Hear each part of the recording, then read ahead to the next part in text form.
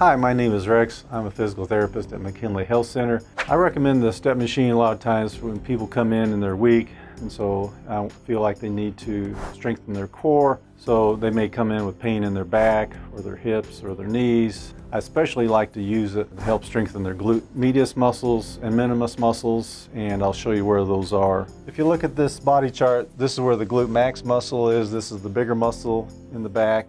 Off to the side are the glute medius and minimus muscles, and they're the ones that provide a lot of the lateral stability to the pelvis. Students tend to sit a lot, and so when they do that, then their glutes just don't have to work. And over time, things may tend to get weak. Hi, we've moved to the gym now, and we're going to show you some different positions that people do that frequently you'll see in the gym, but they really aren't that efficient when they're using the step machine. We'll turn to Sammy and we'll start showing you some different positions that you'll commonly see in the gym. So the first position that you'll see will be where they're leaning like this on their arms, bearing a lot of weight through their arms. This takes a lot of pressure off their glute medius muscles. What will make it really appropriate is if I give her a phone and then she's using the phone while she's working out.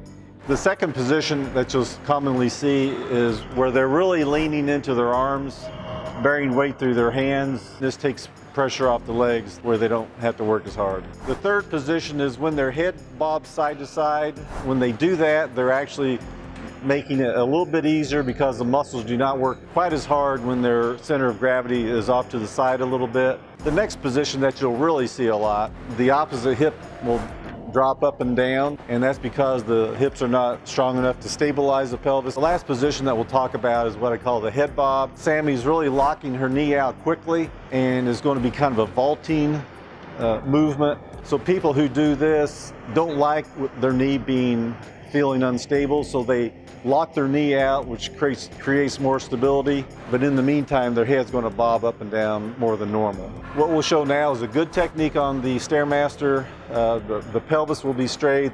There's not much movement laterally either with the head or the hips. Okay, so now Sammy's going to show the good technique on the step machine. So usually I tell people to start to use their fingers just for a little balance. You can put a lot of support through your fingers, so I make them aware that just to rest the fingers there comfortably without much support on the bars. So once you feel comfortable using very little support through your fingers, then you can try it with no hands, as Sammy is doing now. So what she's really doing is she's keeping her pelvis stable. You can see her shirt is not moving up and down much. Her head's not bobbing up and down much. She doesn't have a lot of lateral sway, so she's really staying pretty stable. She's going to get a quicker fatigue with this. She's going to get a better workout. I hope this video was helpful. This will help you be more efficient on the StairMaster. Good luck in the gym.